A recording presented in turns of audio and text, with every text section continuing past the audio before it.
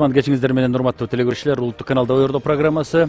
Бүгүн биз билим берүү жаатындагы жаңылыктар тегерегинде сөз кылабыз. Тактап айтканда, Кыргызстан орто билим берүүдө 12 жылдык окутууга өтүп аткандыгы бир канча мезгилден бери талкууланып келген жана бүгүнкү күндө чечим кабыл алынып, процесс өзүнүн активдүү фазасына өттү десек болот. Коомчулукта бир топ суроолор дагы эле көтөрүлүп атат. Анын формасы, мүмкүнчүлүктөрү, натыйжасы, максаты, милдети, себептери деген сыяктуу суроолор токтогон жок. Бүгүнкү программанын алкагында биз дагы ушул өңүттөгү суроолорго жооп берип, кеңирирээк түшүнүк берсек деп турабыз. Студиябызда бүгүн Кыргыз Республикасынын билим берүү жана илим министринин орун басары Касымалиев Муратбек Сөнакынович келип отурат.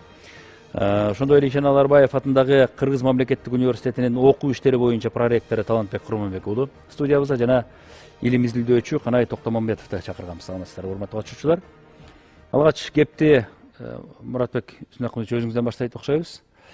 Бир топ максатына, милдеттерине токтолуп атабыз. Ошентсе дагы бүгүнкү биздин программанын алкагында дагы бир жолу мындай кеңирээк түшүнүк бергенге аракет кылсаңыз. Себеби бизде окутууну буга чейин биз мектепте кантип окутабыз, сапатын кантип көтөрөбүз дегенде мугалимдерди кайра даярдайлы, жаңы китептерди чыгаралы, окутуунун принциптерин, формасын өзгөртөлү, жакшы тиги мектепке шарт түзөлү деген сыяктуу маселелер менен чектелип келгенбиз. Бүгүн болсо мына ушундай жаңы кадамга биз багыт алып атабыз.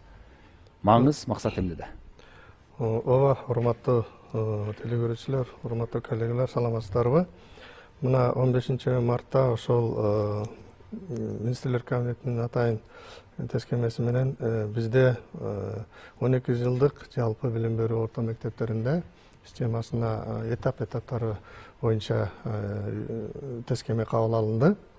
Мына ошонун негизинде эле сиз жана айтып өткөндөй билим берүүнүн сапатын кантип жогорулатабыз? Ооба, биринчи мугалимдердин билими өзгөрбөй туруп, окуучуларда билим жок. Негизи эле стандартта кандай бир ыкмаларды колдонуш керекпи? Дүйнөлүк билим берүү системасынан биз кандай деңгээлде артта калып жатабыз? Буга чейин анализ болуп келген.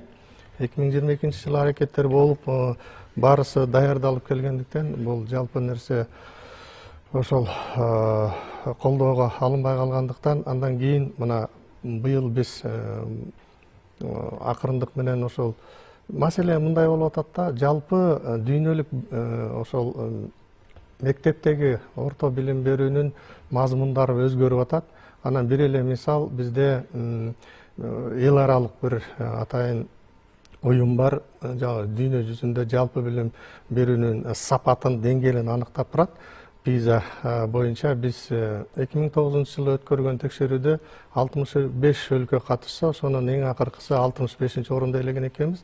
Мына ушундан баштап билим берүү министрлигинде ошол дүйнө алкагында кандай мамлекеттер эмне жалпы билим берүүчү орто мектептерде кандай аракеттер менен өтүп атышат, анализдеп келген. Мисал үчүн кошуна өлкөлөрдү карасак, Казакстанда 2011-жылы чечим кабыл алынған этап боюнча өтө азыркыга чейин болуп атат.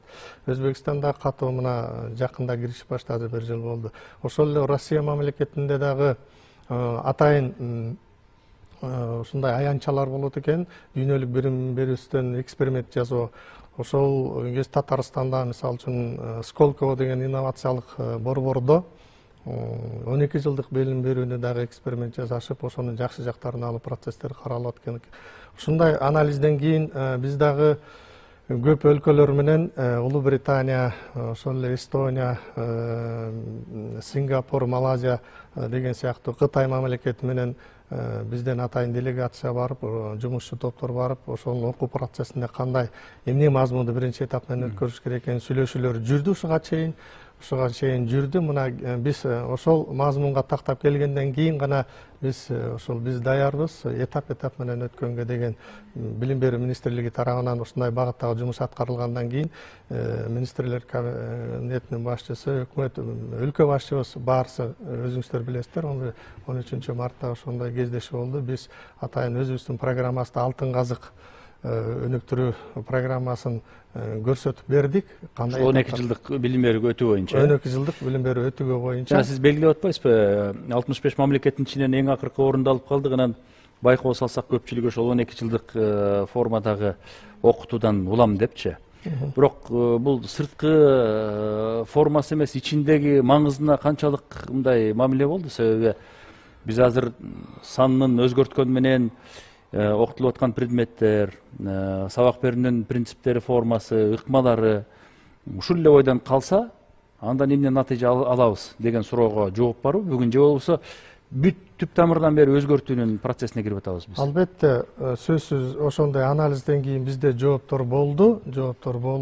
Табигый илимдер багытындагы, STEM багытындагы предметтерге, булар физика, математика, химия, биология, информатика, анан англис тилин кошуп, биз ушул багыттагы мазмундарды изилдей баштадык. Эгерде биз ошол эле сиз айткан PISA уюмунун аныктоосу боюнча, билим берүүнүн сапатын аныктоосу боюнча, алар ошол Кембридж системасындагы, билим берүү системасындагы тапшырмалар ошол мектептин предметтеринин мазмунуна кирген экен. Биз ошол дүйнөлүк мектептеги билим берүүчү мазмундан артта калып жатабыз да. STEM багытындагы предметтерди биз биринчи алгач баарысын эсептеп көрдүк. 46 окуу китебин адаптация кылуу керек болот экен. Мына ошол программаларды көрсөтүп, Сингапурда Cavendish системасы ошол Кембридж системасына туура келген система экен. Ошол негизинде биз сүйлөшүүлөрдү жүргүзүп, мына акыркы мамлекет өзү акча бөлүп берсе, ойлоп атабыз, апрелдин аягында бизде жумушчу топтор азыр түзүлүп бүттү. Ар бир предметтер боюнча бизде ошол мазмунду адаптациялоо жумуштары башталат да. Бул канча мүнөттү талап кылат? Эми ошол тескемеде айтылган болчу 2 жылдык мөөнөттө өтөбүз деп. Биз азыр талкуулап атабыз. Чечимдерди алдын ала айтуудан дагы биз алыспыз. Ошол жумушчу топтор менен талкуулап атабыз. Дүйнөлүк практиканы карап, бүт анализдеп чыгып атабыз. Быйыл биз адаптацияны бүтүрөбүз сентябрга чейин. Анан акырындап кийинки окуу жылында биз ошол китептердин мазмуну которулуп, экспертизадан өткөндөн кийин, анан кийинки окуу жылынан баштайбыз да. 1 жылдык мөөнөт бар бизде, болжол менен. 2 жылдык десек болот. 2 жылдык болот. Талант мырза, бул эми бир топ мезгилден бери көтөрүлүп келатат биздечи. Өтөбүз дедик, кое турушубуз керек экен дедик. Биз ушул эле 11 жылдык, 10 жылдык окутуу менен деле ошол дүйнөлүк деңгээлге чыгышыбыз керек эле. Маңызын өзгөртөлү деп түрдүү чакырыктардын, талкуулардын алкагында жүрдү да. Анан мындай чечимдин кабыл алынышы даярдоо, кайра даярдоо деген маселеге катуу таасир этет да азырчы.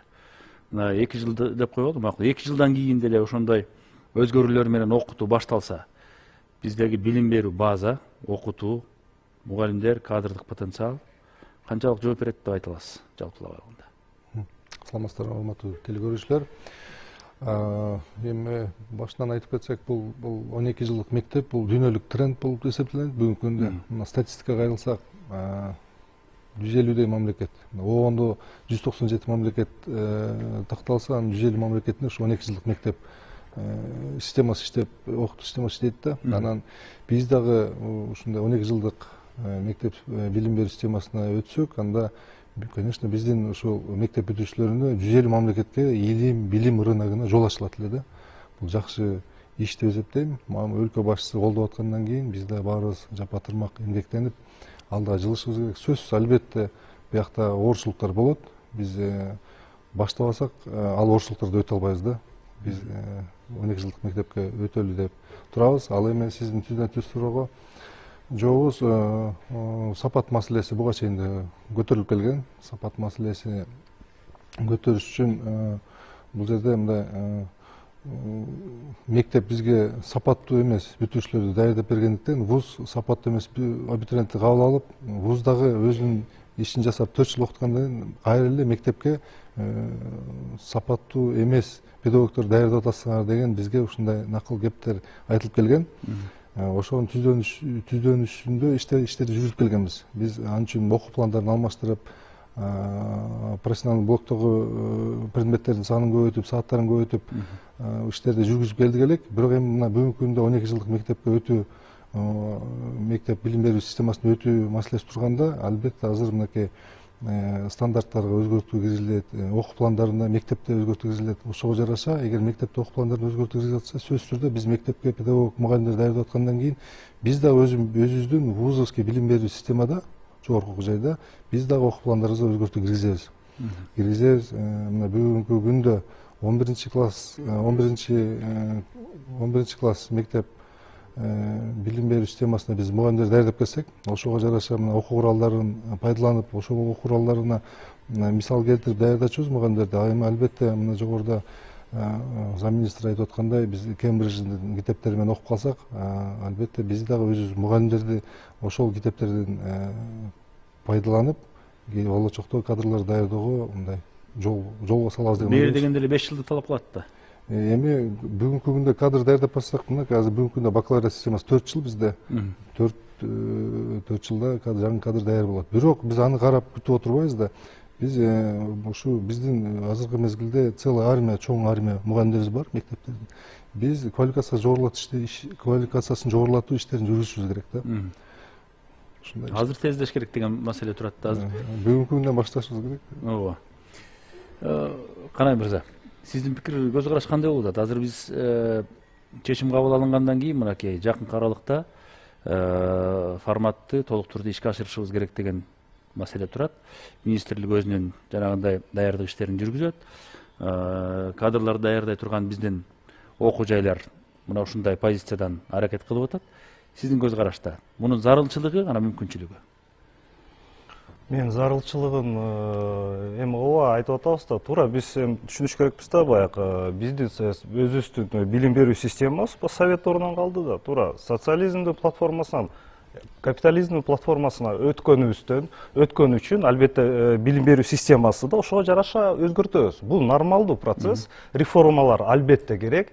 Эч ким реформага каршы деген киши жок да. Туура реформады, баягы туура жолду өзгөрүүнү реформа деп айтып атабыз, Бирок биз бүгүнкү күндө мына элдин деле оозу күйүп бүткөн да ошо реформаларга. 90-жылдан бери реформа, биз кыйынбыз, биз укмуш кыйратабыз деп экономика, айыл чарба, билим берүү система, медицина баарын талкалап келатабыз. Анан бул реформа кандай болуп калат деп албетте көптөгөн жарандар чоочуланып карап турушу мүмкүн. Мен да мындай шектөө менен карап келем. Кечиресиз, бүгүнкү күндө биздин бул өтө чоң титаникалык кыймылдар болуп атат. Мына билим берүү системасы өзүнө өтө чоң жоопкерчиликти алды. Кечиресиз, глейген бул баягы орусча титаникалык өзгөрүүлөр да. Эми биз бүгүнкү акыбалыбыз мындай болуп атат. Мына мектеп деп атабыз. Мына мектебибиз азыркы күндө эле техникалык материалдык базасы жетишпейт, мисалы. Азыркы бул системага өткөндөн кийин дагы 40% мектептин нагрузкасы күчөйт. Садиктердин нагрузкасын азайтабыз деп атабыз. Макул, укмуш экен. Анан кийинчерээк мектептин аягында кечиресиз профилирующий эмелерди чыгарабыз деп атабыз. Биздин тиги профлицейлерибиз эмне болот? Техникум дегендерибиз бар, лицейлерибиз бар. Аларды эмне кылабыз? Такыр түшүнүксүз. Анан тиги бет баткендеги тиги ат башыдагы мектепке биз эмне чач тараштын лабораториясын, токарьдын лабораториясын, тиги сантехниктин, сварщиктин бир рабочий кабинеттерин жасайбызбы? Ушунчалык биздин көп акчабыз бар ошонун баарын кылгандай. Канча деген мугалимдер келип атат. Биздин азыркы өзүбүздүн системабыз бар, биздин Россиянын учебниктери биздин системабызга жакын. Ошону эптештирип өзүбүзгө, ошондо да толгон токой катачылык болуп атат. Ошондо да биздин методисттер өзүнүн жетише албай калып атат ушу ишти аткарганга. Ошондо ушундай акыбалда биз кыйынчылык сезип атабыз. Биз ушунун баарын азыр жокко чыгарып туруп, учебниктерибизди кечиресиз, Кембридж англис тилинен, тиги Сингапурдан англис тилинен кыргызчага, орусчага отурган атабыз. Эми ошону азыркы бир 4-5 айдын ичинде кылган атабыз. Бул реформа, эми бул шапашуп реформа деп койсо болот да. Жок, мейли кылалы реформа, дагы бир жолу айтып атам. Бирок мынча шашпастан биринчи техникалык материалдык базаны жасап, ошону менен бирге мугалимдерибиздин методисти, ошого жараша методисттерибизди даярдап, анан кийин жылышсак кичине жеңил болот беле деген да. Дейсиз. Мен сиз айткан суроолорго бир эки багытта жооп берет элем. Биринчи, ооба туура баарыбыз совет кезиндеги билим берүү системасынын мазмуну менен турабыз. Бирок ошондой болсо дагы азыркы учурда биз эмне үчүн ошол дүйнөлүк жалпы орто билим берүү системасынын мазмунуна кирелик деп жатабыз. Себеби албетте биздин кээ бир саналуу деп айтып атабыз, ооба кээ бир алды жакшы окуган окуучуларыбыз Алар барып кайра 1 жылдык даярдыктан өтүп анан вузга тапшырып атат. Бул бир кыйынчылык болуп атат. Экинчиден бизде бул нерсе 5-тен 10 жылга чейин бизде жеке менчик мектептер көп Кыргызстанда. Кембридж системасы ушу жанагыдай практикадан өтүп келген. Алардын тажрыйбасы жакшы. Алар ооба Кыргыз Республикасынын стандартынан чыга албайт, 11 жылдык менен аттестат берет, бирок мазмунун Кембридж системасына 5 жылдан ашык уже тууралап коюшкан. Эми алардын тажрыйбасын биз мына күнүгө чакырып атабыз. Мына бүгүн дагы болгон ошол жеке мектептердин мугалимдерин чакырып сүйлөштүк. Алар айтат, биз 5 жылдан бери эле ушул мазмунду силерди 11-класс стандарт менен эле мурунку стандартка тууралап, бирок Кембридждин мазмунун киргизгенбиз. Алар даярдап, алардын балдары 11-классты бүтүп атат, бирок кийин дагы бир жыл окутат экен дагы даярдап туруп, 12 жылды толук өткөрүп туруп, анан ал балдар Кыргызстандан чыгып каалаган жогорку окуу жайлардан окуп атышат. Бул процесс Кыргызстандын өзүндө буга чейин эле болуп келген. Бул бир себеп. Бизде тажрыйба жок, таптакыр эле мындан жаңы системага өтөбүз деген мен ойдон алысмын. Ошондон бул бизге тааныш болгондуктан, ал жеке менчик мектептердин билим берүү мазмундары менен тааныш болгондуктан, алардын практикасынан көргөндүктөн ошол чыккан, окуган, бүткөн балдар кайсы тарапка барып окуп келип атышат, кандай жыйынтыктар болуп атат, биз анализде бүт толуктап көргөндөн кийин, ишенгенден кийин биз план түзүп, акырындап ушул Кембридж системасындагы мектептик билим берүү системасынын предметтик мазмундарын өзгөртөлү деп сунуш менен чыктык. Сунуш бизде өкмөт колдоду, мына президент өлкө башчысы өзү да колдоду. Мына ушу менен эми баратабыз. Сиз айткандай, ооба, жумуш аябай оор, алдыда чоң милдеттер турат. Анан жанагы эле биз жеке менчиктердин эмесин мугалимдерин чакырганда айттык, баарыбыз Кыргыз билим берүү системасындагы келгиле, жардам бергиле, чогулуп ушул билим берүү жалпы билим берүүчү орто мектептердин китептердин мазмунун дүйнөлүк деңгээлге толуктап алалы. Мен ишеничим бар, бул ишти биз жасай алабыз да. Менчик мектептердин эми мүмкүнчүлүгү мамлекеттик мектептерге караганда кыйла башкача, айырмалык көрүнүп турат да. Бардык мектепте ошондой мүмкүнчүлүктү жок дегенде 60-70%га чыгаруу мүмкүнбү бизде азыр? Этап менен, мисалы үчүн, биз азыр быйыл өзүңүздөр угуп атасыздар, ооба, биринчи мугалимдерге кам көрөлүк деп атабыз. Бизде жалпы республика боюнча 90 миңге чукул мугалимдерибиз бар. Мына ошол 70 миң мугалимге быйыл сентябрга чейин мамлекет өзү акча тап, ноутбуктарды алып берели деп атабыз. Параллельно бизде азыр Улутсов деген өзүбүздүн компаниябыз бар. Азыр бардык иштер башталып атат. Эмне этап менен өздөштүрүлөт? Мен айтып келдим, жана адаптация болгондо электрондук варианты чыгат. Электрондук вариантын электрондук китеп жасай турган платформаны иштеп атабыз кыргыз тилинде. Электрондук журнал, электрондук мектеп, мына 3 компонент иштеп баштаганда биз электрондук варианттагы адаптация болгон китептин мазмундарын киргизебиз. Электрондук мектепке онлайн режимде биз республика боюнча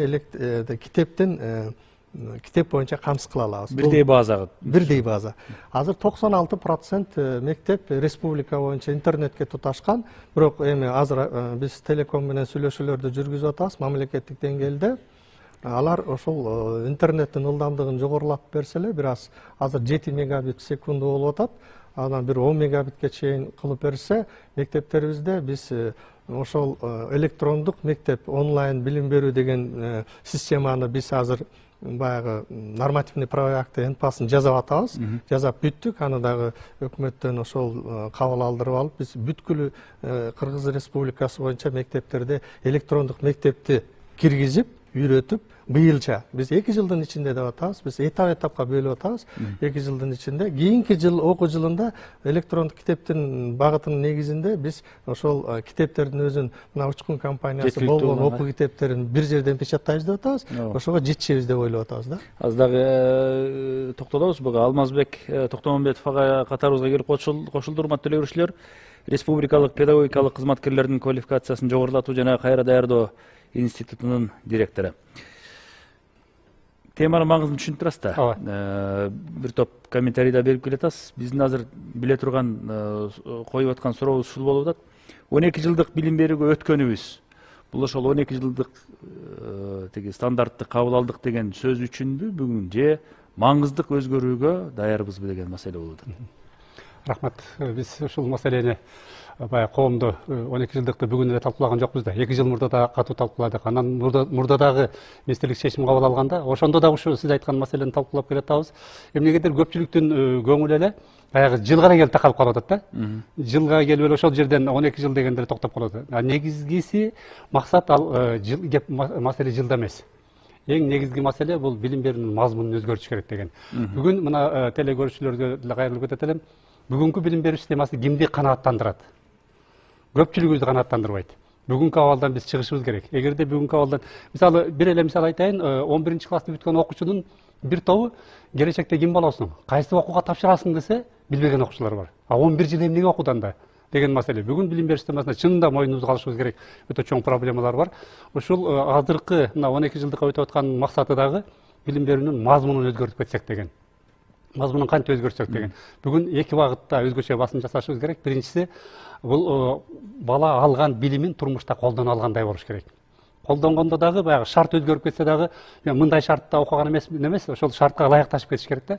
Ийкемдүү. Ийкемдүү болуш керек. Мисалы Сингапур бүгүн дүйнөдө бардык багыттар боюнча биринчи орунга чыкты. Ошондо дүйнөлүк деңгээлде ушундай аташат да. Сингапурдун балдары кандай гана шарт болбосун, сөзсүз анын баягы жолун таап чыгып кетишет. Ошон үчүн дүйнөдөгү эң күчтүү проблема чечкичтер деп коет Сингапурдун балдарын. Биз дагы ошол маселе баягы бир нерсени жаттап алып эле, материалды алып эле, анан турмушта колдоно албай, ошол кандай шарт болсо да алган билимин колдонуп кетсе деген бул биринчи эң негизги багыты. Экинчиси бул турмушта мектепти бүткөндөн кийин базар экономикасында атаандаштыкка жөндөмдүү болсо.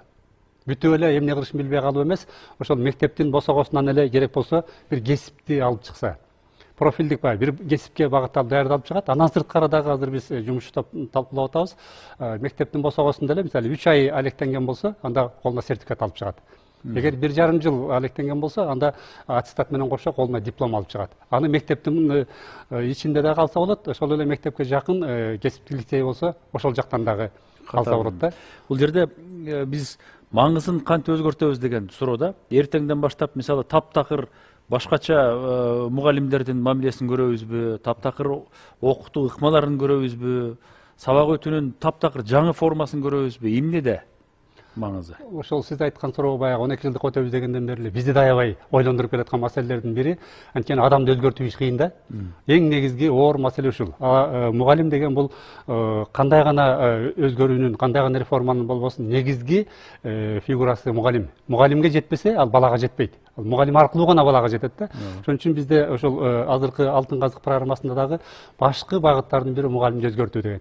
Biz аны эмнеден көрүп атабыз? Биринчиси, биз азыр мугалимдерди окутуу жаатында бир топ абал өзгөрдү да.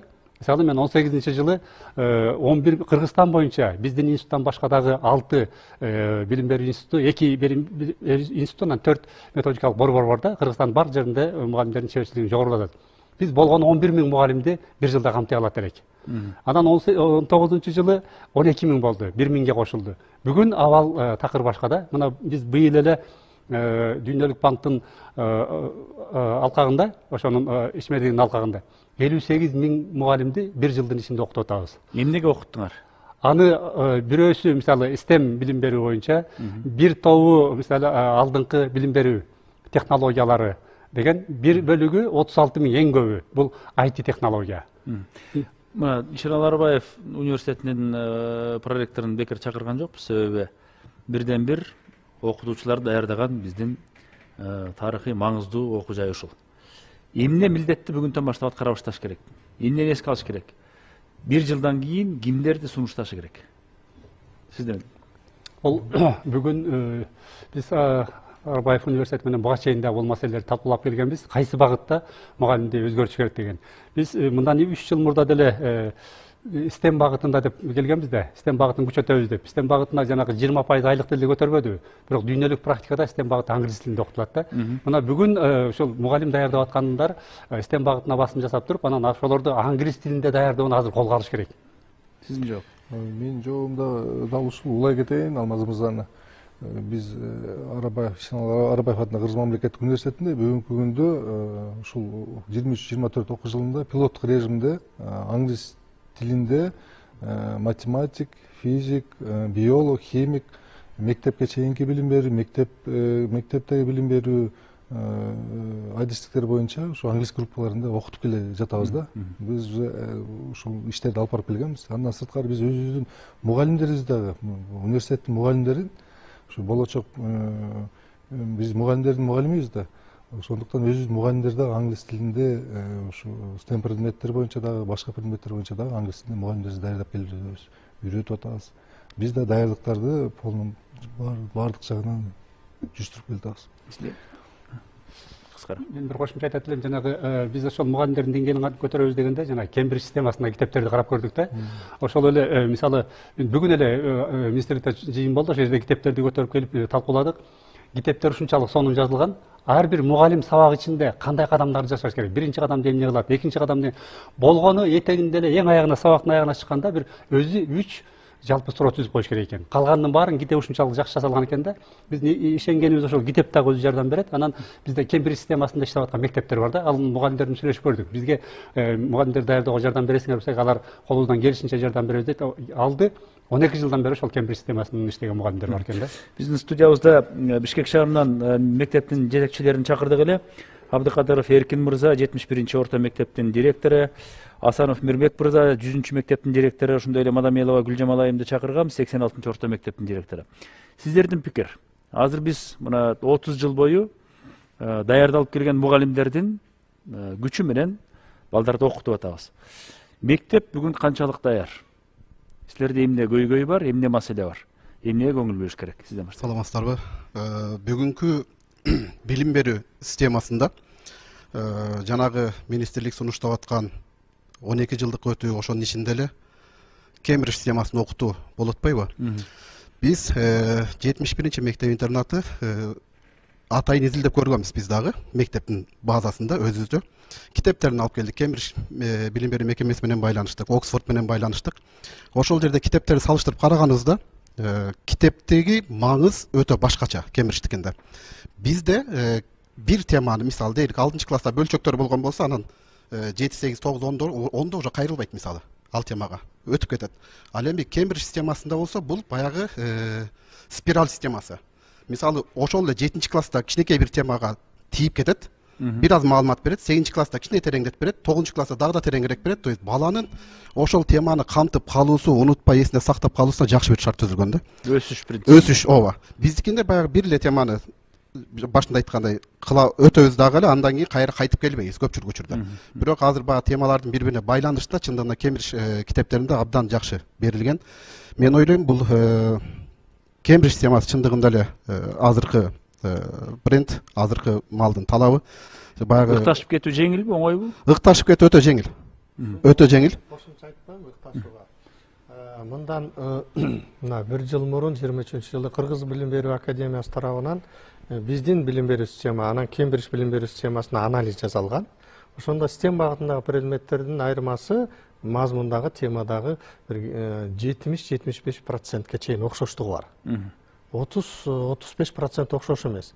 Ошондо биз баягы коркуп атпайбызбы? Ошол системага кандай өтүп, анан кандай болот?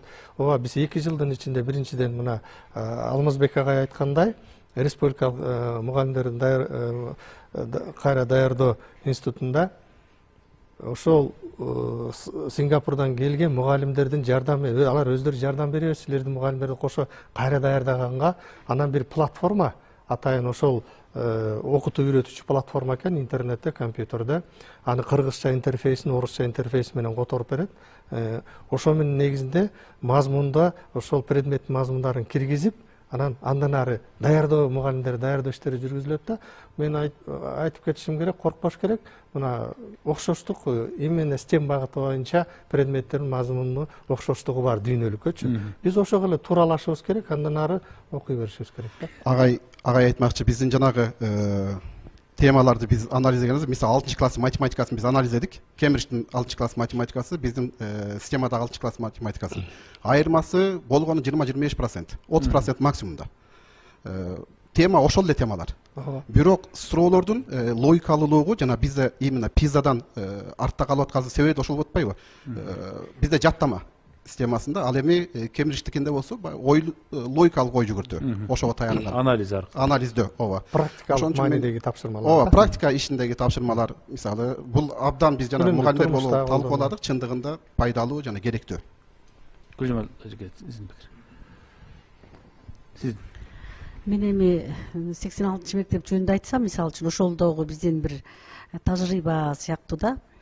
Бул 12 жылдык билим берүү көтөрүл деген сунуш түшүп атпайбы? Анткени себеби мында деген балдардын жашы өзгөрбөгөн боюнча калат да. Анткени биз азыр ушул мектепте жанагы башталгыч мектепке даярдоо 480 сааттык жана нулевой класс деп өтүп атабыз да. Ошол бизде мисалы үчүн азыр 8 классыбыз бар. Эми бул албетте батире боло калчу иш эмес да. Этап менен анан биздин балдарыбыз баягы улам 9 класска барганда, 10 класска барганда баягы эле бирдиктүү сабактарды өтө бербестен жанагырээк өздөрү каалаган бир кандайдыр бир жака шыктуу билим алып чыкса, бул абдан жакшы болмок да. тандоо жолу менен деп. Тандоо жолу менен. Ошондуктан мен ойлойм, бул дагы биз үчүн жакшы нерсе болуш керек. Анткени биз кандайдыр бир кадам ташташыбыз керек да. Пиза 25-те биз чынында 2 жолу болгон Пиза 25-те биз ошо акыркы орунду алып калганыбыз бул абдан өкүнүчтүү нерсе. Бирок азыркы күндө биз абдан жакшы даярданып атабыз деп ойлойм. Баардык мектептер ошо Пиза 25-ке даярданып аткан учурда. Ошондуктан кандайдыр бир кадам ташташыбыз керек да. Биз эми мен мисалы мектепке кирген учурларда ошондой 6 жаштан алган 0 класста окуп анан баштаганбыз да. Бирок ал учурда мындай системалуу даярдык, атайын мекеме, атайын жай, балдарга ылайыкталган мындай шарт түзүлгөн да. Азыркы мектептер канчалык даяр? Мисалы сиз кийинки жылы иш башталса, сиз жетектеп аткан мектеп жаңы форматка өтүүгө канчалык даяр? Эмне маселени чечиш керек азыр мектептин өзүндө? Биз ошол эми мисалы үчүн азыр 480 сааттык деген программа, мен ойлойм, эгерде ошол балдар 1 класс болсо, анда программалар өзгөрөт да, сөзсүз түрдө. Анан ушул мен азыркы күндө эле ойлоп атам да, биздин мектепте ошол 12 сааттык эле, 12 жылдык эле да, 12 жылдыктай эле болуп атпайбы? Анткени себеби биз ошол мектепке даярдоо 480 сааттыкты өтүп атабыз ушул күндө, анан 11 классты бүтүрүп атабыз. Эми анан мунун баары этап Теңиз. Саламатсыздарбы? Баягы айдат эмеспи, кайсы мамлекеттин келечегин көргүн келсе, ал мамлекеттин жаштарын билимин кара дейт да. Бүгүнкү күндө чындыгында билим берүү системасы ушунчалык реформага суусап турган учур. Ошондуктан мен ойлойм, биз чечкиндүү кадамдарга барышыбыз керек, дагы бул сунушталып жаткан нерсени колдоо кылышыбыз керек, жана биз коркпостон жазышыбыз керек деген ойдон мен жеке пикирим ушундай. Анткени бир эле мектеп эмес, бүгүнкү күндө ошол эле жогорку окуу жайларда ушунчалык чоң реформага мындай суусап турган учур. Анан бул эми 12 жылдык мектеп дегенде көпчүлүк ойлоп аткан нерсе бул болуп атат. Эми биз 12 жыл окуп дагы 1 жыл уттуруп калабызбы депчи, бирок бул боюнча тийиштүү жооптор негизи баягы интернет баракчалар аркылуу министрибиз өзү да жоопторун берди. Андай болбойт. Азыр 6 жаштан балдар билим берүүгө көрүп атпайбы? Мисалы бизде эле убагында 6 жаштан окуганбыз да. Анан бул жагынан биз жыл жагынан уттурбайбыз. Маселе бул жерде азыр ошол биз канчалык деңгээлде даярбыз деген жана канча убакта даярбыз деген маселе болуп атпайбы? Ошого биз баягы этап менен бул нерсеге өтө турган болсок, мен ойлойм, сөзсүз түрдө биз бул нерсенин жемишин көрөбүз деген ойдомун да. Анан кийин баягы айтып атчу нерсе, мисалы айтып атпайбызбы, бүгүнкү күндө мектептер кандай, даярбы же даяр эмеспи, эгер ушуга бара турган болсок деп. Биз негизинен мынакей 480 сааттык жанагы нулевой класстар окулуп атпайбы бүгүнкү күндө. Анан мектептерге эмне даярдык керек деп айтканда, бүгүнкү күндө мектептер дээрлик мындай даяр эле деп айтсак болот. Болгону биз техникалык базаларыбызды мындан да күчтөп жаңыртышыбыз керек. Мына ушул жаатта мамлекет, өкмөт мектептер менен биргеликте иш алып барып баягы тийиштүү кадамдар жасашыбыз керек да. Себеби бүгүнкү күндө баягы техниканын илимдин өнүккөн заманы, айрыкча мына Пиза боюнча да сөз болуп атканда, ошол биздин мектептеги окуучуларыбыз мисалы ошол эле компьютер менен жакшынакай жабдылыш керек. Ошол эле билим берүүнүн сапатын көтөрүү максатында интерактивдүү панелдерди көбөйтүшүбүз керек дегенде, мынакей бүгүнкү күндө ошол министрлик дагы, ошол райондук билим берүү башкармалыктары дагы ушул нерсе менен иш алып барып атат. Мектептерде тыгыз мисалы, биз дагы мектептерде аракетибизди жасап атабыз. Ошол ар бир кабинеттерге ошондой окуучуларга жакшы шарт түзүш үчүн, жакшы билим алыш үчүн жанагындай интерактивдүү панелдерди койгонго, компьютерлер менен толук жабдыганга аракеттер жасалып атабыз. Анан ушундай бир кадамдарга жасай берсек, буюрса биз өнүгүүнүн үстүнө киребиз деген ойдомун, жана мен бул реформаны колдойт элем да. Муртбек Сөнөкүлович, бул жерде мындай маселе да коюш керек болуп атат окшойт да. Мисалы 12 жылдыкка өтүш үчүн анын маңызын издеп аткан жокпуз. Биз тапкан маңызды туура пайдаланыш үчүн анын формасын келтирип атабыз деген жоопту айтсак кандай болот? туура эле туура Туура келет. Туура эмеспи? Албетте, биз ушуга чейин күнгө чейин маңызды таба албай атабыз. Ошол үчүн ар кайсы формаларга ишенип жүрөбүз. Тигинин формасын алып туруп башыбызга кийгизип алсак эле болду, акылдуу, анан өнүгүп кетебиз деп эле. Ушундай мифтер бүгүнкү чейин биздин коомдо жашап келатат да. Мисалы тиги демократиялык институттар мояка куруп койсо эле Кыргызстан өнүгүп кетет дегендей эле бир Батыштын же Сингапурдун же дагы бирөөнүн системасын алып алсак эле жыргап кетебиз деген эле жүрөбүз да. Мына Алмаз байке, сиз мына методисттерди даярдайсыз, туурабы? Мугалимдердин кесиптик жетекчилигин жогорулатабыз. Илгерки мед кабинеттин кызматын, функциясын силер аткарып атасыңарбы ошондо? Жок, алар районалардын өзүндө. Кыскасы бүгүнкү күндө биздин маңызыбыз жок, ушуну моюнга ала алабызбы? Бүгүнкү күндө биздин учебниктерди мындай карап биздин методисттерибиз начар иштеп атканын көрүш үчүн илимпоз болуштун кереги жок, педагог болуштун кереги жок. Учебниктерди алып эле карап көрсө болот. Кандай преподдал туруп эле өтө тата алдап кетет. Мисалга айтып кетейин, кыргыз тили орус класстары үчүн кыргыз тилинин биринчи классынын кыргыз тили деген китебин эле алып көрсөңөр, укмуш, саламатсызбы, менин атым мындай дейт да, болду, дароо эле тиги баяндоого өтүп кетет. Топиктерге өтүп кетет. Анан үй бүлөм момундай, анан эле сочинение жаз деп турат. Үй бүлөң жөнүндө айтып бер, анан тигинтип бер. Ушинтип тилди үйрөтүш мүмкүнбү? Ушинтип болобу? Анан албетте кыргыз тилин эч ким үйрөнбөйт. Айтор биздин методисттерибизде чоң кемчилик бар, туурабы? Билим берүүнүн сапатын айырмасы жок. Тиги советтик доорун кыласыңарбы, Кембриджди кыласыңарбы, STEM системасы, анын баары жакшы, бирок ошонун баары ишке ашып туруш үчүн ошол мугалимдердин үстүндө методисттер туура иштеш керек. Ошол методисттер билим берүүнүн сапатын ишке ашырып келген ар дайым.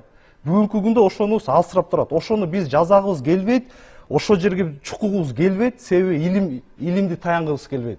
Анан ошол маселени чукуп, ошо жарабызды ачып, ошону оңогондун ордуна биз жөн эле бир реформаларды кылабыз. Ошо реформа аркылуу бир көйгөйүбүздү чечип коебуз деген акыбалда турабыз да. Мына менин көз карашым да ушундай. жооп берип койсом болобу? Көптөгөн аракеттер көрүлүп атат. Мугалимдерди кайра даярдоо боюнча бизде күчтүү методисттер бар. Мына бүгүн дагы мына Алмаз ага айтып атат, билим берүү министрлигинде ошол шаар боюнча күчтүү методисттерди чогулттук. Алар көпчүлүгү STEM багытындагы предметтерди окуткан мугалимдер, көпчүлүгү ошол өздөрүнүн автордук коллективдери, китептердин авторлору. Ошондуктан биз алар түшүнүп атат. Ушундай жүктү биз кандай кыла алабыз? Мен айтып атам башынан бери этап боюнча канчалык биз предметтик мазмундагы бүт даярдап бүткөндөн кийин Кембридж системасында, Сингапурдун үлгүсүндө, анан биз ошондо интервенция кылып 1-ден 12-ге чейин киргизебиз да. Ошого чейин биз 2 жылдын ичинде мугалимдерибизди даярдайбыз. Сингапурдун жанагы даярдоочу командасы келет. Биз окууларды уюштурабыз 1-2 жылдын ичинде. Анан 2 жыл бүткөндөн кийин, 3-жыл мүмкүн ошого биз көзүбүз жеткенден кийин мугалимдерди мен түшүнүп атам. Андай мындай кагатыр болуп, мугалимдерибиз даяр эмес, анан кантип өткөн атасыңар деген сөзгө мен ишенип эле атам. Бирок биз моундай иштерди жүргүзөбүз деп мен айтып кетишим керек. 2 жылдын ичинде биз сөзсүз мугалимдерди ошол сабак бере ала турган деңгээлде жаңы түзүлгөн мазмун менен предметтер боюнча даярдап чыгабыз. Ал үчүн биз жерлерде жанагы билим берүү 7 округун түзгөн атабыз. Мына Алмаз агай болуп канча талкууладык, анын структурасында иштеп чыктык. Ар бир 7 облуста бизде билим берүү округдары болот. Ар бир облустун билим берүү системасына бир эле киши жоопкер болот. Биз ошолордун астындагы методисттерди Бишкектен даярдап беребиз. Алар жерлерде мугалимдерди даярдайт. Мына ушундай системаны биз киргизген жатабыз. Даярлыктар көрүлүп атат, структурасы иштелип атат. Жумушчу топтордун баары иштеп атабыз. Эгерде биз алдыга максат койсок, өлкө башчыбыз макулдап атса, өкмөт макулдап атса, биз бул ишти аткарганга милдеттүүбүз деп эсептейм да. Ошон үчүн бардык мына активдүү мугалимдерибиз, күчтүү методисттерибиз күнүгө чогулуп, күнүгө кура эмес, пландарды түзүп, жумуш топторунун графиктерин өткөзүп атабыз. Процедура ошондой экен. Финансирование ушул апрелдин аягында башталса, майда бизде ушундай бир план ченемдүү жумуштар башталат да. Толуктайсызбы? Инимдин жанагы күйүп бышып атканын айдан жакшы туура түшүнөм. Анткени Мен өзім оқу кітебінің теориясы бойынша даштағыламын қорқоғамда, кандидаттық диссертациямда. Ошол жанагы башталгыч класстарда атай окуу деген предметти мен өзүм түзүп, китебин дагы биринчи жолу өзүм түзгөм. Ошон үчүн жана силер айтып аткан китептердеги оор маселелер бул чындыгында моюнга алыш керек, андай кемчиликтер бар бүгүн. Бүгүн китеп маселесинде абал оор эле деп айтсак болот. Эми ошол абалды өзгөртүш үчүн бүгүн жасалып аткан нерсе, жана сиз айтып аткан ошондой китептерден кутулуунун жолу эмнеде? Биринчиси, бизде системалуулук жок. Мына жанагы 480 саат деп атпайбызбы? Же болбосо бакчага барган бала санаганды да үйрөнөт, жазганды да, окуганды үйрөнүп атпайбы. Биринчи класска келсе кайра адан баштайбыз. Бирден баштайбыз. Же жана 480 саатты мына мектеп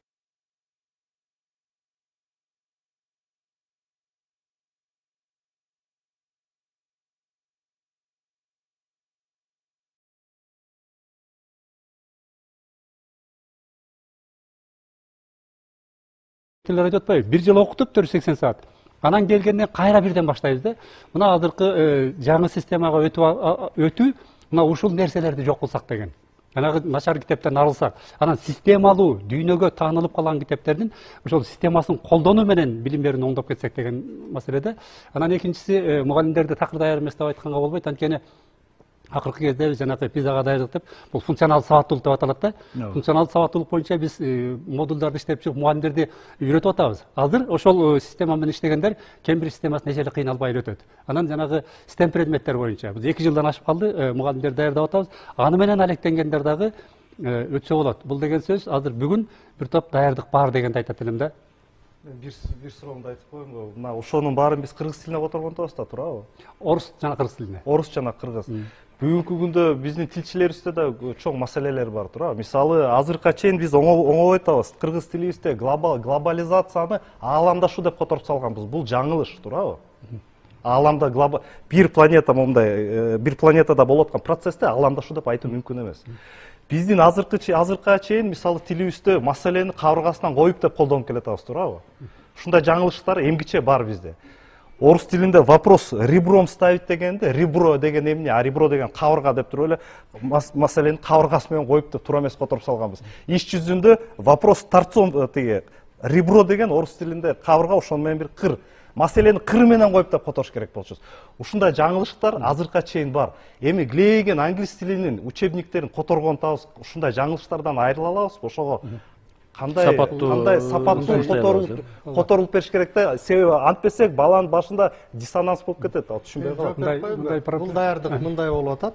Азыр Сингапурдан ошол англис тилдүү атайын методисттер келет. Анан биз бүгүнкү мына буквально бүгүн чогулттук жеке мектептерден ошол Кембридж системасындагы предметтин мазмунун англис тилинде сабак берген мугалимдерди. Кыргыз тилге которгондо сиз айткандай мазмун өзгөрүп кетпесин. Алар ар бир окуу материалдарын которулгандан кийин ошол келишим түзүп иштеп баштайт ар бир мугалим ар бир предмет боюнча. Анан мазмунда которулганда алар улам текшерүүдөн өтүп турат англис тилчилерден. Анан ошол англис тилинен өзү сабак берген да, ошол берилген окуу материалы, которулган окуу материалы туура которулду, мааниси туура келдиби, анан иштелмеси кандай болот деп ошого чейин карашат да. Биз ар бир командага бирден методист, ар бир ошол команданын ичине, предметтин ичине бүт англис тилинде сабак берген мугалимдерди коштук. Жеке мектептерден. Жөн эле баягыдай предметникти англис тилин билбегендерди кошкон жокпуз. Ошондуктан мен ойлойм, котормо англис тилинен кыргыз тилине жогорку деңгээлде болот депчи. Ошону ким тилчи? Талат мырза. Англис тилчилер кайра өзү тескерисинен перевод кылат да, которот, анан текшерет. Анан которулганда чын эле берилген тапшырманын мазмуну ылайык ошого которулганбы, экспертизадан өтөт. Ошондон кийин анан биз окуу китебин макул дейбиз да. Практик мугалимдер чогулуп алып карап чыгыш керек. Кайсылаш котормону жолу менен текшерип келгенде буну эксперимент деп коет. Буну чын эле практикага өткөрүш үчүн албетте 5 жыл, жок дегенде 5 жыл керек, чын-чындап 10 жыл. Эми бул деле баягы айла жок. Бирок дегеле айткым келип атат да. Бирок башталып атканда бул эксперимент деп айтылат. Мен да жогоруда сөйлөгөндөргө кошулат элем. Биз баягы эл аралык тенденциядан артка калбашыбыз керек, алдыга жылышыбыз керек. Канай мырза айткандай долбоор олуттуу, маселе көп, чынында багыттар көп, ошол эле окуу куралды айтып кеттик, педагогикалык кадр айтып кеттик, материал техникалык базалар чыңдаш керек дедик, жанакы кесиптик билим берүү жогорку класстар аякта да маселе бар. Бирок биз бүгүн баштап алсак, мунун аягы сөзсүз болот, аягына чыгабыз да. Ошол себептен баягы биз мен да ата энемин кайда жер карабашыбыз керек, алдыга кадам ташташыбыз керек, башташыбыз керек да. Вузга да бизге дагы жогорку окуу жайга да аябай жакшы болот эле да. 12 жылдык билим берүү системасында мектеп өтүп алса, бизге да татыктуу абитуриенттер келип тапшырат эле да. Ошондо бизде татыктуу кадрлар чыгарат элек. Анын үстүнө биз эл аралык билим берүү мейкиндигинде мындай шайкеш келет элек да. Биздин бүтүүчүлөр барып кайра магистратурасында ошол эле Европа өлкөсү болобу, Америка болобу, башка чет мамлекеттерде окуйт эле да. Мисалы азыр бүгүнкү күндө чет Европа өлкөлөрүндө бакалавриат системасы 3,5 жыл да. Биздики мектеп билим берүү системасы 11 жылдык болгондуктан бизде Кыргызстанда 4 жыл окутабыз бакалавриат. Эгер биз азыр 12 жылдык өтүп алсак, анда бул жогорку окуу жайларда бакалавриатта 3,5 жылга түшөт элек. Ошол эле ата энеге кайра контракт маселесинде кыйынчылыктар азыраак болот эле. Ошол эле биздин бакалавр бүтүрүүчүлөр чет мамлекетке барып туруп магистратура тапшырылып, аякта 1 жыл окутат. Эл аралык тажрыйбаны кайра алып келүү мүмкүнчүлүгү бар. Эл аралык билим берүү мейкиндигине шайкеш келип, аябай жакшы иштер жүрөт эле да. Ошондуктан колдоп кетүүгө чакырат эле. Азыр кечиресиз. Жана сиз жакшы сөз айттыңыз, мугалимдердин мугалимдери депчи, сиздердин окуу жайда иштеп аткандарды. Аларды ким даярдаш керек эми? Алар даяр болуш керек болуп атат азыр мына 2 жылдан кийин натыйжа бергенге. Мен жана ошо өз сөзүмдө да айтып кеттим. Биз бүгүнкү күндө өзүбүз ошо биздин мугалимдерибизди ошо университеттин профессордук окутуучулук курамын даярдап келатабыз да. Аңгыз тилинде алар сабактарды өтсүн деп атабыз. Алар өтүп аткан сабактын мазмундарына киришип, жок азыр мындай кылат, тигиндей кылат деп мына эксперттик топтор иштеп атат да. Өзүбүздүн мугалимдердин кесипкөйлүгүн көтөрүү үстүнөн иштеп атабыз. Биз университеттин мугалимдери кесипкөйлүгү бийик болсо, сөзсүз биз сапаттуу кадр чыгарабыз да. Биз анын үстүнөн иштебиз. Биз түшүнүп атабыз мына азыр мектепке кайсы окутуу системасы, кайсы материалдар, кандай китеп, кандай колдонмалар кирип аткандыгын. Демек университет анын үстүндө туруш керек дегенге барышыбыз керек да туурабы? Силер азыр башташыңар керек да, мисалы мектепке 2 жылдан кийин кирсе, университетте бүгүн ишке кириш керек болот. Ооба, биз ушул 12 жылдык мектеп система, билим берүү системасына өтүү маселеси 2 жыл мурун каралганда эле биз Арабаев атындагы университет биз баштаганбыз. Биз ошонун ичинде олуттуу иштерди баштадык биз да. Мырза, сиз берип аткан суроо абдан олуттуу. Союз убагында биздин мугалимдер Киевке, Москвага, Ташкентке барып окуп келчү эмес беле? Азыр деген ал токтоп калганда. Ошон үчүн биз өзүбүздүн мугалимдерди кандай жолдор менен квалификациясын жогорулатабыз? Бизде системалуу түрдө өзүбүз жанагы эмне жаңылыктар болуп атат, ошону өзүбүздө талкуулап турабыз. Өзүбүз үчүн жана бияк айткандай өзүбүздүн мугалимдердин деңгээлин көтөрүү үчүн системалуу тренингтерибиз бар, семинар, конференцияларыбыз бар да, өзүбүздө дагы.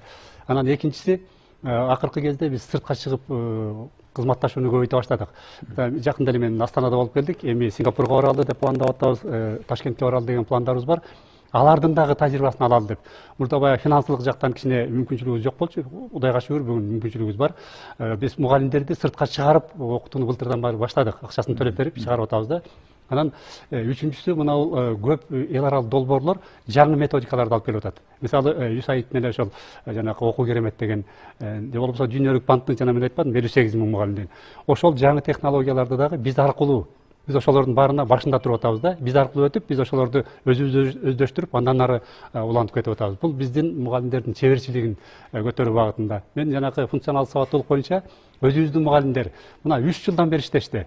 Бүгүн ошол Кыргызстанда функционал сабаттуулук визага даярдык боюнча эң күчтүү тренерлер биздин институтта, бирок саны өтө көп эмес. Аз ана ЮНИСЕФ былтыр мисалы 10 000 мугалимди окутуу боюнча бизге тапшырык берди да, заказ берди. Биз ошондо айттык, мүмкүнчүлүгүбүз жетпей атат, башка уюмдарга кайрылгыла деп. Бирок болбой атып, мына биздин уюм аркылуу окутулуп атат. Ал жерде өзгөчө жанагы бүгүн жанагы санарып технологиянын мүмкүнчүлүгү жакшы да. Бизде модулда азыр көрүп турабыз. Ошол жерде биздин менторлорубуз бар. Мисалы 20 кишиге бир мугалим. Ментор менен мугалим эмнени сүйлөшүп атат? Эмнени талкуулап атканын биз сайттан көрүп турабыз. Кандай чечимге келишти? Ментор эмне деп жооп берди деген. Бул жакшы мүмкүнчүлүк да. Анан ошол эле ЮНИСЕФ мына быйыл дагы бизге кайрадан дагы тапшырык берип атат, $60 000 жакында. Айттык, биз жетише албай атабыз десек болбой, мына азыр жаңы эле баштадык. Бүгүн мугалимдерди даярдоо боюнча түштүктө өтүп келишти. Бүгүн экинчи күн Бишкекте өтүп атышат. Бул жагынан баягы аракет кылса, жетишсе бүгүн тапса болот да. Анткени ошол эле интернетте ар түрдүү онлайн модулдар, онлайн тренингтер, албетте алар акылуу. турат, биздин мугалимдер ошолордон да өтүп атышат. Бир нерсе кошуп кетейин, кыска эле да. Ооба жакшы да, Сингапур турат, өнүккөн мамлекеттер турат, абдан бай мамлекеттер турат, баары жакшы, бирок биз унутпайлы да, биз да жетим эмеспиз. Биз совет ордунан чыккан адамдарбыз.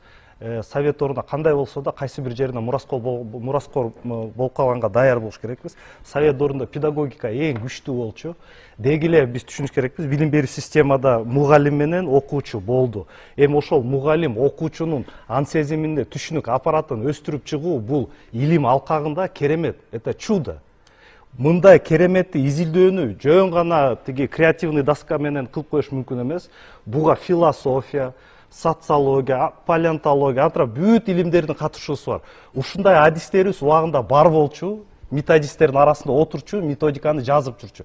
Ошондой адистер мүмкүн азыр деле бар, бирок аларды бийлик мамлекет укпай атат. Ошолорго да кичине көңүл буруп, кандай болсо да өзүбүздүн мураскорлукту сактап калалы. Мен да кошулуп кетсем болобу? Уруксат берсеңиз, Канай мырза илим жөнүндө айтып кетти. Жалпылап караганда чоң илимий ачылыштар ушул 12 жылдык мектеп билим берүү системасында иштеп келаткан мамлекеттерде болгон да. Ошол эле Европа өлкөлөрү, Америка Кошмо Штаты, Канада жана башкаларды айтып кетсек болот да. Анан жакшы жакын келечекке биз жакшы түз көз караш менен карап бир максат коюшубуз керек. Биздин да өлкө ушул системага өтсөк, Кудай буюрса жакын келечекте бизде да ачылыштар болсун, илимий ачылыштар болсун деп токтогуз. Биздин эл мугалими, кыргыз эл мугалими бир педагог илимдердин доктору Бекбоев, Исак Бекбоевичтин бир сөзүн эле келтирип койгон там ушул жооп бергенге. Мугалим, эң мыкты мугалим качан гана окуучуну өз алдынча иштөөгө үйрөтө алса. Эми биз азыр мен бардык жерде айтып келатам, мугалимдерди 5 класстан баштап предметтик сабакка өткөндөн кийин өз алдынча иштөөгө үйрөткүлө. Буга бизде азыр санариптик технологияны окуу процессине киргизгенден кийин электрондук жогорку деңгээлдеги окуу материалдарын предметтер боюнча жасап алып электрондук мектепке киргизсек, окуучулар өз алдынча мугалимден көз карандысыз, кийлигишүүсүз өзү өздөштүрө турган деңгээлге жеткирсек, анда биз окуучуларды ылдам үйрөтүп, ар бир окуучунун информация кабыл алуу убактысы ар кандай болот. Бир жолу айтканда түшүнөт, экинчиси 10 жолу айтканда түшүнөт, же болбосо кайталаганда түшүнөт дегенде. Ошон үчүн мындай процессти биз технология менен аралаштырып, андан ары өнүктүрсөк, биз билим берүүнүн сапатын жогорулата алат элек да. Бизде мисал катарында сиз менчик мектептерди айтпадыңызбы? Ал жерде кызыкчылык башкачараак болуш керек да. Ошол эл аралык программаларды, стандарттарды ишке киргизип кетүү жана ошондой деңгээлдеги балдар тарбиялап чыгуу жаатындачы. Мамлекеттик системада ушул кызыкчылык эмнеге байланышы керек? Өзүгө эмне түшөт? Биз ыкчам, батыл кирип 2 жылдан кийин ошол жумуш колго алынды, жок дегенде 5 жылдан кийин биз чоң жыйынтыкка жетишебиз дегенге. Эмне түрткү? Мамлекет тарабынан сөзсүз мындай ваучердик системаны киргизебиз деп атабыз башталуучу мектептин окуучуларына. Бул эми алдын ала коюлган план. Эгерде ар бир окуучуга мамлекет тарабынан акча бөлүнсө, анда ваучердик система ушул окуу билим берүү системасына Кыргыз Республикасынын кандай иштеп кете алат. Бул аракеттер мындан бир 15-20 жыл болгон. Алмаз агай билет, ар бир мектептерде ваучердик системаны киргизет. Эми сиз айткан кызыкчылык. Мен ойлойм, эгерде мамлекет өзүнүн келечегин жакшы деңгээлге коем десе, биздин жаш мундарды окутуу дүйнөлүк билим берүү системасында жакшы деп эсептелген системаны киргизиш керек. Анан биз ошол системаны киргизип, келечек мунду жакшы деңгээлге даярдашыбыз керек. Себеби бардыгы бизде келечек мунду канчалык деңгээлде тарбиялай алсак, мамлекетибиз ошончо деңгээлде өнүккөн деңгээлде болот демекчимин да. Бул жерде мугалимдер же мектеп үчүн гана кызыкчылык эмес, баланын өзүндө да кызыкчылык болуш керек деген нерсе болот. Алтын казыкты эмнеге койдук биз? Алтын казык бул балага багытталган билим берүү системасы дедик. Алтын казыкты билесиңер, асманда анын айланасында жылдыздар айланып турат. Эми баарыбыз ошол келечектен биздин келечекте балдарыбыз болот да, ошол келечек мунду тарбиялоодо биз болгон жумуштарды мамлекет баш болуп, мугалимдер баш болуп, ата-эне баш болуп, баарыбыз ошону жогорку деңгээлде дүйнөдө аны апробациядан өткөн мыкты деп тандалган системаны киргизгенге аракет кылганыбыздын өзү эле бул ошол программанын мазмунун көрсөтүп турат да. Рахмат. Билим берүүнүн аркасында өлкөнү өнүктүрөбүз деген